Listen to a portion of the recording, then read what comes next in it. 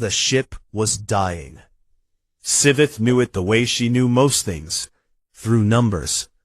Hull integrity at 61%.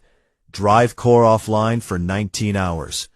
Oxygen reserves calculated to last approximately 12 more. 11 crew members when the breach happened, 9 now. She did not think about the 2 who were gone. Thinking about them would not change the numbers. The contemplation of distant variables drifted in the dark between systems, too far from anything useful, close enough to nothing that the star charts were mostly empty. The distress beacon had been running for 6 full rotations. The signal was strong, clean, impossible to miss. The galaxy had not missed it. The galaxy had simply calculated its response. Siveth sat at the communications console and read the 3 replies again. She read them the way she measured the cracks spreading across the secondary navigation crystal. Methodically, precisely, because measuring things was the only work left to do. The Chorus Collective had responded first. Their message was long and warm and full of concern. They offered extraction. They offered it contingent on a renegotiation of trade terms between the Collective and the Velhari High Council. The timeline they attached to this process was 40 to 60 standard cycles. Their sympathy, they assured her, was sincere. Siveth calculated that the crew had roughly 12 hours of oxygen. 40 to 60 cycles was not 12 hours. The Meridian Authority had responded second. Their message was shorter but structured with impressive care. They were willing to help. They were eager to help. However, they first needed to confirm whether this region of space fell inside their operational jurisdiction. This was not a small question. There were overlapping claims. There were treaties to consult. There were committees. Siveth did not ask how long the committee would meet. She already knew. The throne web of Kath Sor had responded third. They sent condolences, beautifully worded condolences, the kind that suggested they had already decided what the answer was and were being gracious about it. She set that message aside without responding. The crack in the navigation crystal was 4 centimeters long now. She had measured it twice this shift. It ran diagonally across the lower left face of the crystal housing, thin as a hair at both ends, wider in the middle where some old impact had started the damage. The crystal still functioned, barely. The data still moved through it. She measured it again. 4 centimeters, no change. Ensign Yovu came to stand near the console. He was the youngest on the crew by 3 standard cycles, and he had the particular stillness of someone trying very hard not to look frightened. Siveth respected the effort. She did not comment on it. "Navigator," he said. "Ensign, have any of the responses been—" He stopped, started again. "Is there anything that looks promising?" Siveth considered the question. She considered the 3 responses. She considered the oxygen timeline. "No," she said. Yovu was quiet for a moment. The ship hummed around them. Not a healthy hum, a sick one. The kind of sound a thing makes when its parts are working harder than they were built to work. "What do humans do?" Yovu asked, "in situations like this?" Siveth looked up from the crystal. "Humans," she said carefully, "are a minor military power of moderate technological development. They are not in this sector. They are not relevant to this calculation." He looked like he wanted to ask something else. He did not ask it. He went back to his station. Siveth turned back to the console. She opened her probability model, the one she kept separate from the ship's official systems, the one she had built herself over many years of measuring things that official models were not built to measure. She updated the oxygen variable. She updated the drive status. She updated the hull reading, which had dropped another 0.5% in the last 4 hours. She looked at the number the model produced. She did not share it with the crew. There was an old feeling in her, sitting quiet below the calculations. Not exactly a thought, more like a pressure behind the sternum, where Velhari carried their secondary breathing system. She had felt this pressure before, not on this ship, not in this specific dark. But she knew it, the way you know a smell from a long time ago. Completely, immediately, without needing to name where you first learned it. The Silence campaign had felt like this. That had been 11 years back. A different ship, a different distress call, a different set of very reasonable responses from a galaxy that had calculated the cost of intervention and found it inconvenient. She had survived that. 6 of her crew had not. The Valhari High Council had lit a memorial flame. It burned for 3 cycles. She had not talked about the Silence campaign since. There was nothing useful to say about it. The data was historical. The crew was gone. The galaxy had moved on, and she had moved on with it, because standing still in grief did not change any numbers. She pulled up the list of remaining communication channels. There were still several frequencies she had not tried. Minor powers, independent operators, a few relay stations at the edge of the sector. She began working through them in order of probability, not because she expected a different answer, because eliminating possibilities was also a form of work, and work kept her hands busy, and keeping her hands busy kept the pressure in her chest from becoming something she could not control. Felt appeared at her shoulder. He was the ship's chief engineer, old enough that the skin around his eye stalks had started to go pale at the edges. He had worked 12 ships. He had seen what she had seen, and probably worse, and the fact that he was still here and still functioning meant he had found some way to keep going that she had not yet managed to measure. He looked at the crystal. He looked at her. He said nothing. That was the thing about Felt. He knew when words were useless. She worked through 4 more channels. 4 more versions of, "We are sorry, but the situation does not permit. The timeline is uncertain. Our thoughts are with you." 4 more careful, reasonable, mathematically sound explanations for why 9 people in a dying ship were not quite worth the fuel. She was nearly at the end of the contact list. At the very bottom, almost off the edge of the range map, was a human military frequency. Emergency band, old listing, the unrelenting, it said, heavy cruiser class. Out of range. Siveth looked at the listing for a moment. Then she went back to measuring the crack in the crystal. 4 centimeters. Still 4. She updated her probability model one more time. The model ran. It produced a number. She stared at it. The number was not good. She closed the model. She opened the contact list again. She read the bottom entry one more time. Out of range. The math was clear. A signal sent out of range was a signal sent into nothing. It was the same as shouting into a wall. She thought about the 6 crew members from the Silence campaign. She thought about the memorial flame that burned for 3 cycles. She thought about the crack in the crystal, which had been broken for a long time and was somehow still working. She sent the signal. She told herself it was for completeness, for the record, for the log that someone might find eventually, that would show she had contacted every possible channel in the correct sequence. Felt said nothing. The ship hummed its sick hum. The oxygen counter ticked down 1 more unit. Siveth updated the log, marked the frequency as contacted, and went back to work. The hours passed, the way dying hours always do. Slowly at first, then all at once.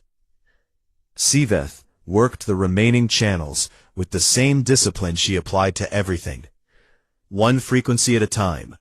1 response at a time.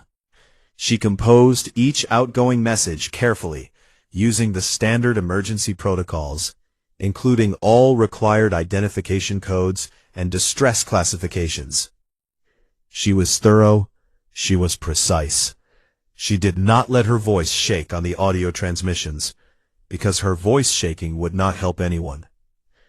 The Osari Trade Federation responded before the 8th hour was done. Their message was friendly. They were a pragmatic people who prided themselves on fast decision-making, and they had made a fast decision. They could not assist at this time because their nearest vessel was committed to a cargo run of significant financial consequence, and diverting it would trigger a breach of contract penalty that their accountants had evaluated and found unacceptable. They wished the contemplation of distant variables the best possible outcome under the circumstances. Siveth read the phrase, "best possible outcome," 3 times. She filed the response and moved to the next channel. The Velhari High Council's message arrived during the 9th hour. She had not expected to hear from them so fast. The council moved slowly on most things, preferring lengthy deliberation to hasty action, which was a quality Siveth had always respected because she shared it. But they had moved fast on this one. The message was beautifully written. It always was when the council had bad news to deliver. Some writer in the diplomatic division had spent real time on it. The sentences were balanced, the concern was evident, the language warm without being false. They explained that dispatching a rescue vessel into this region would constitute a direct violation of the Sixth Accord's Article 14, which prohibited unilateral military movement through disputed transit corridors without prior multilateral approval. They had consulted their legal division. The legal division had confirmed the interpretation. They were deeply sorry. They would light a memorial flame. It would burn for 3 cycles in the Hall of the Departed. 3 cycles. Siveth set her tablet down on the console. She picked up her measurement tool. She pressed it against the navigation crystal. 4 centimeters. The crack was still 4 centimeters. It had not grown since the last time she checked, which had been 40 minutes ago. She had now checked it 7 times. Each time, it measured the same. Each time she wrote the number in her log anyway. Felt watched her do this from across the room. He did not comment. Ensign Yovu had stopped eating. He sat at his station and looked at his console screen, and did not eat the nutrition block that the automated system had dispensed for him 2 hours ago. Siveth noticed this the same way she noticed everything, as data. She noted it in her internal record. The probability of continued functional performance decreased when crew members stopped eating. She knew this. She noted it. She did not go over and tell him to eat. There was nothing she could say to Yovu right now that would make food feel like a reasonable activity. The 3rd crew member to die did so quietly, in the medical bay, during the 11th hour. The ship's medical system sent Siveth an alert. She acknowledged the alert. She updated the crew count in her log. 8. She sat with the number 8 for a moment. Then she went back to work. There were still 3 frequencies on her list that she had not tried. A deep space relay station near the outer boundary of the Kaf-Sor territory. A small independent salvage operation that ran recovery contracts in the mid-sectors. A research outpost belonging to a species called the Deven, whose territorial reach technically extended to within 2 sectors of her current position. She tried all 3. The relay station was offline. This was not unusual for relay stations in the outer boundaries. They went offline frequently and came back up when someone remembered to service them. The salvage operation responded. They were available, they said. They did recovery work. Their rates were standard. They listed the rates. Siveth looked at the rates and understood that the salvage operation intended to charge for a rescue the same way they would charge for pulling dead metal out of an asteroid field. She sent back a reply, asking if they were able to waive the fee, given the emergency nature of the situation. They were not able to waive the fee. They were a business. The Deven research outpost did not respond. Siveth sat back in her chair. The contact list was finished. Every channel had a response or a status. She had done the work completely, and in the correct order, and none of it had changed the number in her probability model. She had known, if she was honest with herself, that none of it would. She had been doing the work because work was what she had. Work was the thing that kept the pressure in her chest from taking over. She measured the crack in the crystal again. 4 centimeters. Field walked over slowly and stood beside her. He had been doing that all shift, appearing at her shoulder without announcement, standing for a while, disappearing again. She had not asked him to stop. His presence was, if she was being precise about it, the only thing in the room that did not feel like a calculation aimed at her eventual memorial flame. He looked at the crystal. "You going to send to the humans?" he asked. "I already sent to the humans," Sivith said. 8 hours ago. They are out of range." "I know," Field said. "I didn't ask if they could hear it." Sivith looked at him. His face was the face of a person who had been on 12 ships and had seen what happens when you stop sending signals because the math says the signal won't arrive. She turned back to the console. She opened the human military frequency.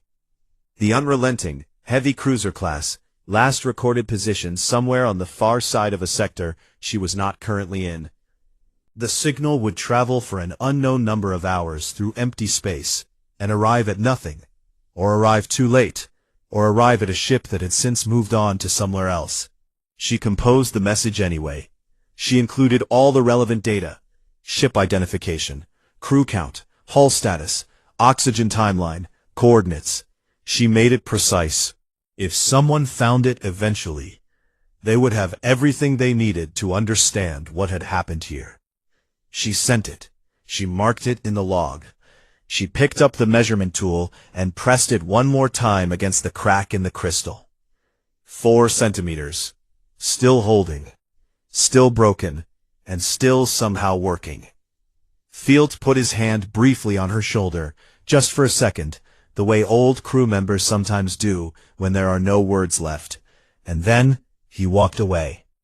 Siveth sat alone in the dim light of the communications console. The oxygen counter ticked. The ship hummed. 6 hours after she sent the signal, something answered. Siveth was running the oxygen calculations again. Not because the numbers had changed, but because running the same calculation twice sometimes revealed an error she had missed the first time. And finding an error would give her something to correct, and correcting things felt like progress. When the console made a sound she had not heard in hours. An incoming signal. She looked at the frequency. She looked at it again. It was the human band. Her first thought was that the signal was corrupted. Some kind of echo from her own transmission, bouncing off an uncharted mass somewhere in the dark, and returning to her. This happened sometimes in deep space. The physics were well documented. She ran a standard echo analysis on the incoming signal. The analysis said it was not an echo.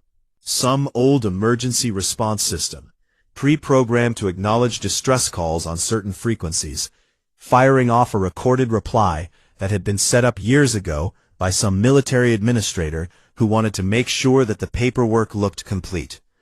Automated responses happened. They were not rare. She checked the signal's structural markers for automation tags. There were no automation tags. Her third thought was that it was a different ship, another vessel that had picked up her transmission on a relay and passed it along to the nearest registered frequency on her list. So the response was technically coming from the unrelenting designation, but was actually from someone closer, some intermediary she had not thought to contact. She checked the signal origin point. She ran the calculation 3 times.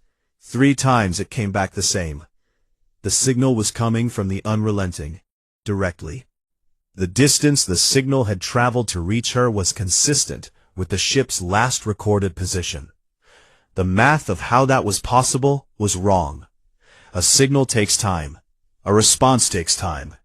For the unrelenting to have received her transmission and replied already, the ship would have needed to already be moving toward her position before she sent the distress call.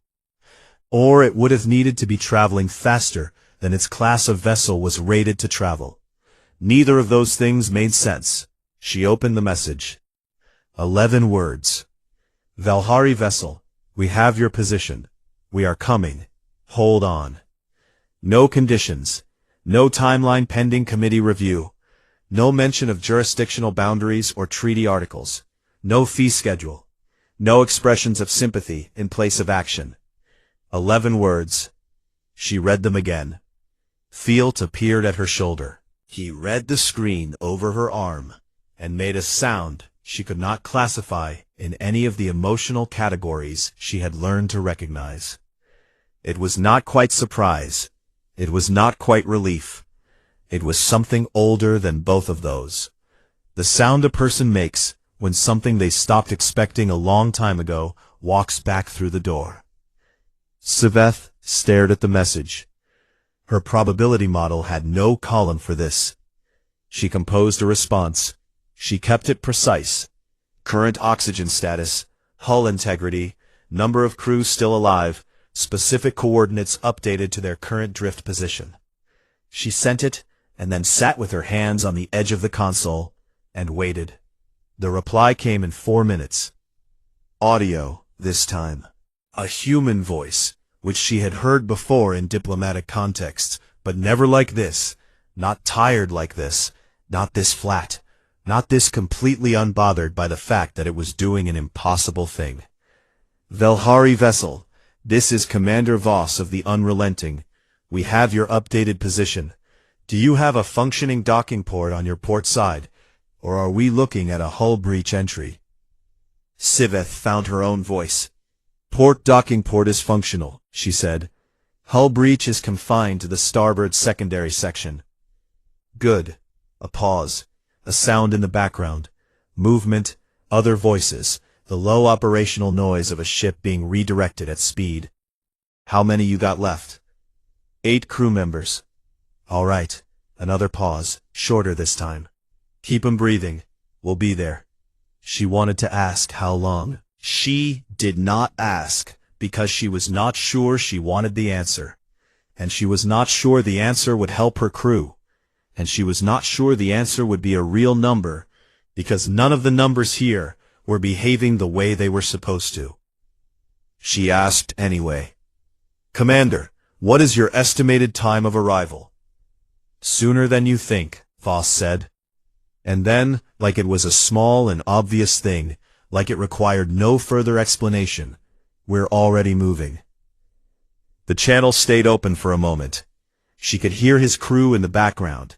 Short clipped words, systems being activated, someone reading coordinates aloud. Then the channel closed to standby. Siveth sat very still. She opened her probability model. She put in the new variables. Incoming rescue vessel. Estimated arrival based on the speed implied by the signal response time. Oxygen remaining against that timeline. Her hands moved through the inputs automatically, while some part of her that she did not usually let run calculations was doing its own separate work underneath. The model ran. It produced a number. She stared at the number for a long time. It was not perfect. The timeline was tight. The hull would need to hold. 8 people needed to stay functional on reduced oxygen for several more hours, and Yovu had not eaten, and the crack in the crystal was still 4 centimeters long. And nothing about this was guaranteed. But the number was different from the last number. Meaningfully different.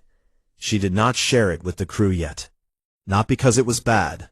Because she was not sure she trusted it yet. Because she had looked at numbers before and thought they meant safety, and they had not meant safety. And there was a version of her that had been living inside that experience for 11 years without properly telling anyone, including herself. She picked up the measurement tool. She pressed it against the crack in the crystal. 4 centimeters. The same. And then she did not move for a moment, because she wanted to be accurate. She wanted to make sure she was reading it correctly. She pressed it again. 3.8. The crack had not grown. It had, if anything, held. The crystal was still broken. It had been broken and working for a very long time, and she had kept measuring it because she did not know what else to do with the fact of something that should have stopped functioning and had not. Field leaned against the console beside her. What did they say? He asked. They said they are coming, Siveth said. Field was quiet for a moment. No conditions? No conditions.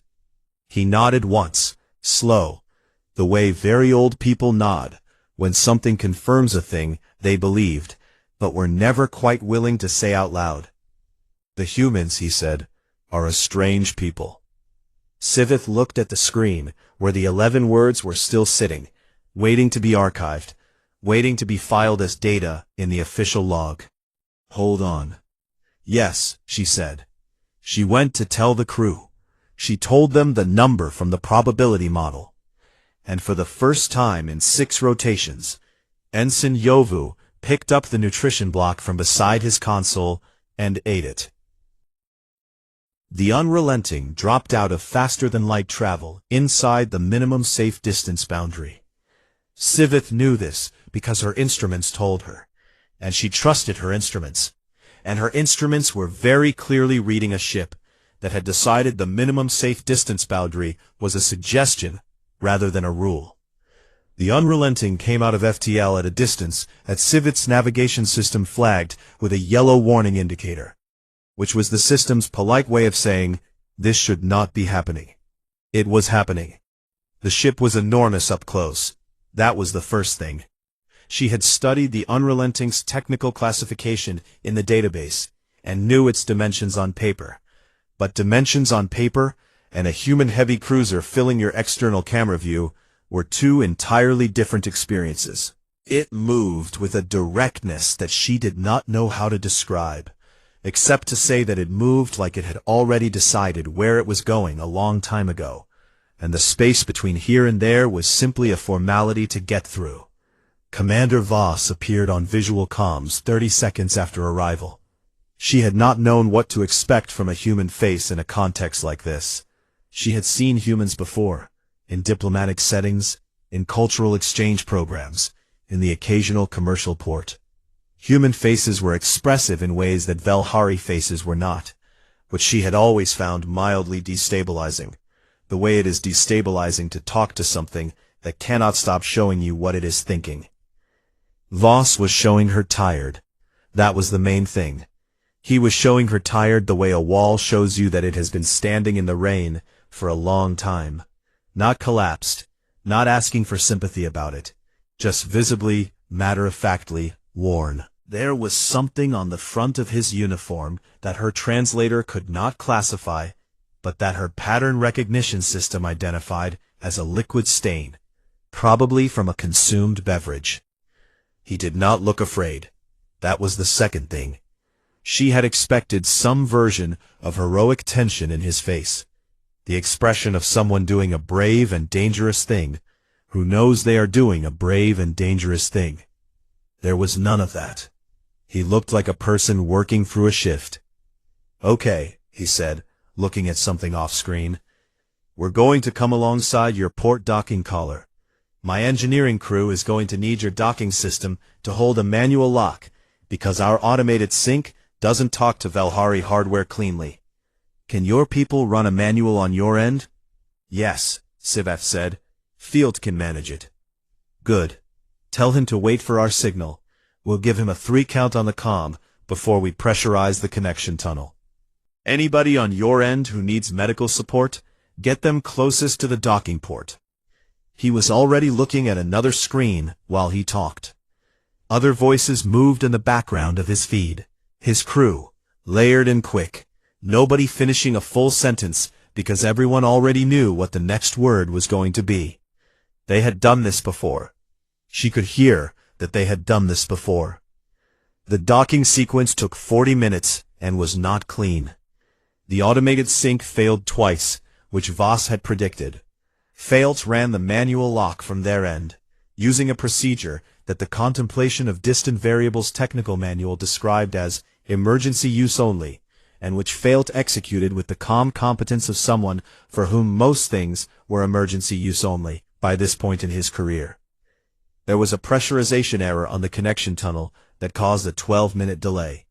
During the 12-minute delay, Voss's crew on their side of the tunnel made the kind of jokes that people make when they are working in a high-pressure situation and need their hands to stay steady, and the jokes were not entirely appropriate, and nobody cared.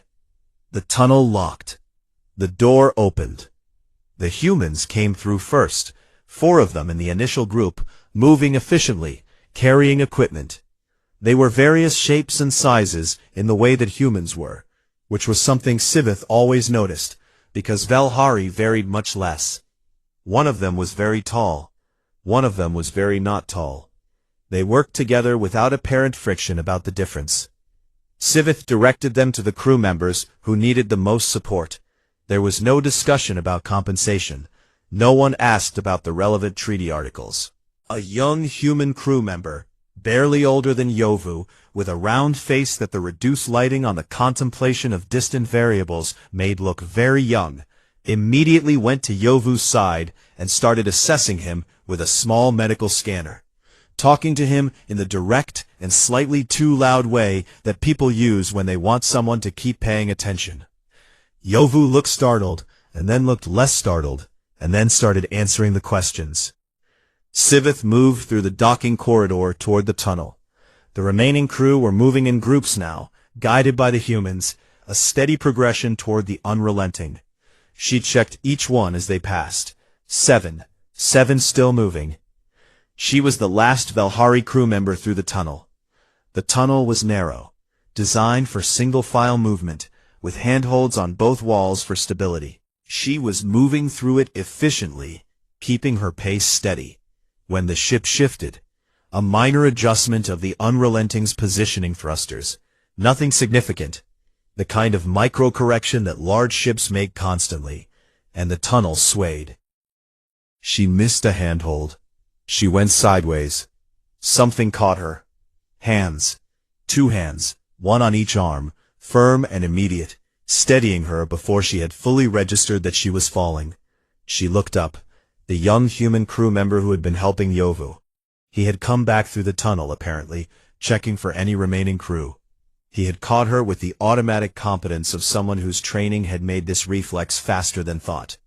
He said something. She did not immediately process the words, because something had happened to her processing in the moment of being caught. She was thrown back, not in a way she could explain or document. Not in a way that had coordinates or a timeline. Just thrown back, hard and sudden, into a frequency she carried in her body from a long time ago. 5 years back. The Silence Campaign.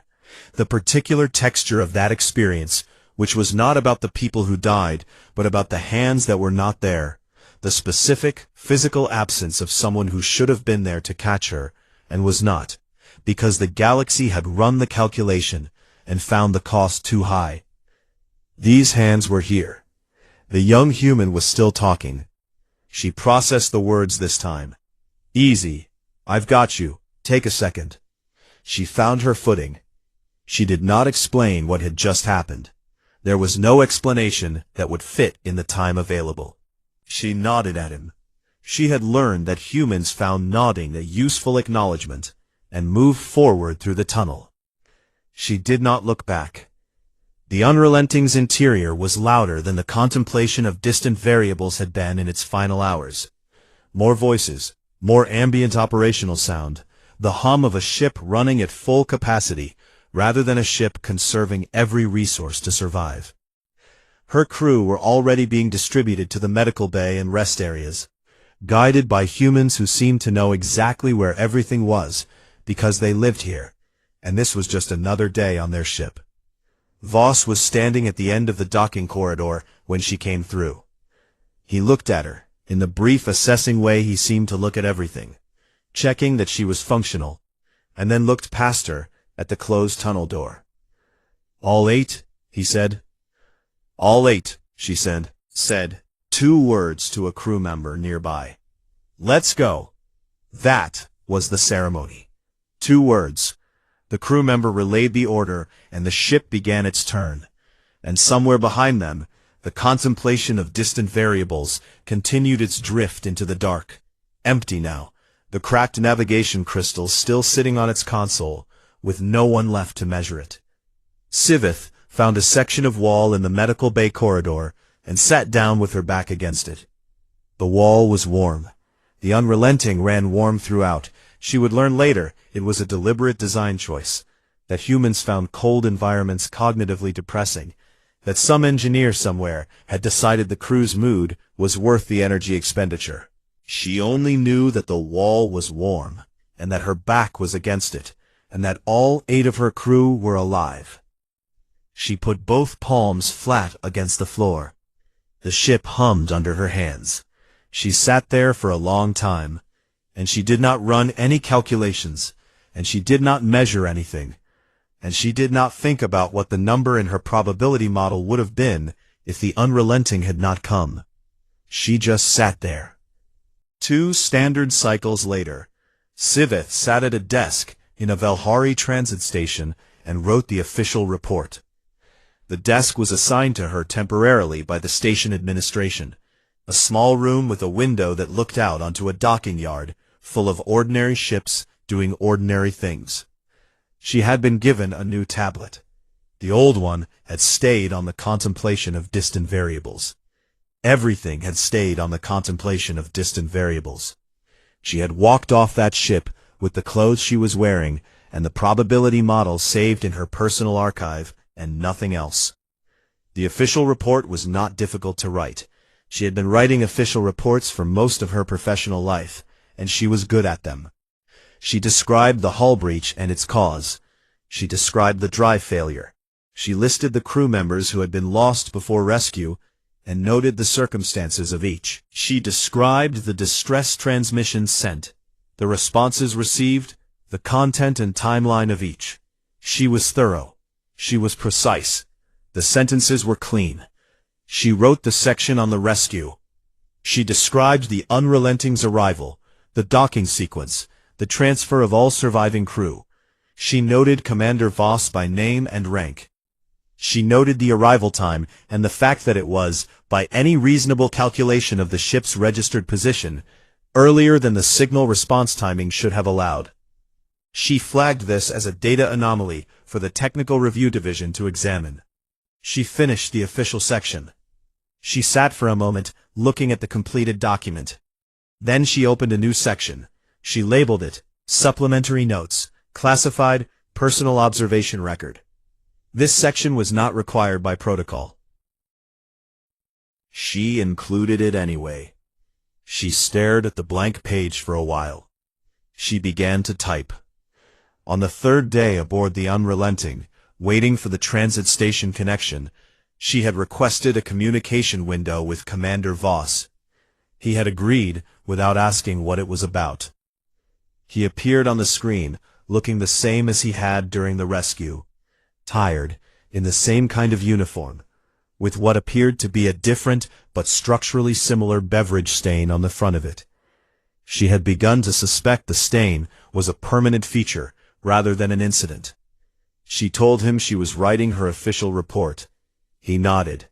She asked him the question she had been composing since the tunnel. She had spent time on the phrasing, trying to make it precise, trying to make it a question whose answer would fit neatly into one of the existing categories in her understanding of how decisions were made. Commander, what was the calculation that led you to respond? He looked at her for a moment. What calculation? The one that determined the rescue was worth the resource expenditure and risk. Every other party we contacted performed a calculation of some kind. I would like to understand the variables in yours. Voss leaned back slightly. He looked like someone who was genuinely thinking about the question, rather than someone reaching for a prepared answer. Didn't run a calculation, he said. She waited. Somebody needed help, he said. That was the whole thing. She looked at him. That was the complete reasoning? Pretty much. She sat with that for a moment. The risk to your crew, the distance, the all real, he said, still didn't change what somebody needed. She tried a different angle. If you had known the full cost before departing, the fuel, the timeline disruption, the risk of the FTL approach, would you have made the same decision? He did not hesitate. Already planning on doing it again, he said. Got the frequency now. She did not know what to say to that. She was not sure there was a response that fit inside her existing vocabulary for situations like this. She thanked him. He said it was nothing, in the specific way that humans sometimes say, "It is nothing," when they mean, "Please do not make this into something larger than it needs to be." She closed the communication window. She sat, with her hands in her lap, for a long time. In the classified supplement, she wrote for 2 hours. She wrote about the conditional responses. She wrote about the Velhari High Council and the Sixth Accord and the memorial flame that would have burned for 3 cycles. She wrote about what it meant to transmit a signal out of range and do it anyway. She wrote about Field's hand on her shoulder, and Yovu eating the nutrition block, and the young human in the tunnel who caught her before she finished falling. She did not write about being thrown back 5 years. That part stayed where it was, in her chest, behind her sternum, where Velhari carry their secondary breathing system. Not a wound exactly, not gone exactly, something that was both of those things at the same time, which was a category her models did not have a column for, which was becoming a recurring problem when she thought about the humans. She wrote about Voss. She wrote about the 11 words. She wrote about watching his crew work. The short, overlapping sentences, the dark jokes during the pressurization delay, the movement of people who had been afraid together so many times that fear had become a kind of coordination between them, something they used rather than something that used them. She wrote about the wall being warm. She ended the classified supplement with 3 sentences, written plainly, in the simplest language she could find. Recommend revision of Velhari probability modeling frameworks. Current models do not account for a civilization that has apparently decided the calculation is not the point. I am going to keep thinking about it. She sat back. She read it over.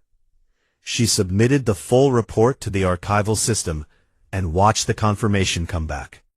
Then she opened a new file on her tablet. She stared at the blank title field for a moment.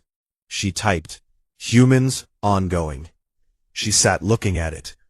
All her professional life, she had kept files like this, research files, data collections, ongoing observations about species and systems and phenomena that she had not finished understanding yet. She had a file on deep space radiation variants that was 6 years old and still open. She had a file on Kot-Sor negotiation patterns that she had been adding to for a decade. She kept them because she believed that the things you could not yet explain deserved to be tracked, that understanding was not an event, but a long accumulation of measurements that eventually added up to something. She began to type. She wrote down everything she had observed. The arrival time that was mathematically too fast, the 11-word message with no conditions, the docking crew and their easy competence and their bad jokes, Voss's uniform and his tired face, and the way he gave the order to leave in exactly 2 words and moved on, the young crew member in the tunnel, the warm walls of the ship. She wrote it all down in careful sequence. She did not draw conclusions. The file was not for conclusions. The file was for data, and she did not yet have enough data to conclude anything. And she understood that she might never have enough data to conclude anything, because what she was trying to measure might not be the kind of thing that had a final number at the end of it. But she kept writing. Outside the window, the docking yard hummed with ordinary traffic. Ships arriving and departing, crews moving from one place to another. The whole ordinary machinery of a galaxy going about its business, calculating its costs, managing its interests, moving cautiously through the careful mathematics of survival. Siveth typed. The file grew. She had the feeling, she would not call it certainty, she was not built for certainty without sufficient data, that she was going to need a lot more pages.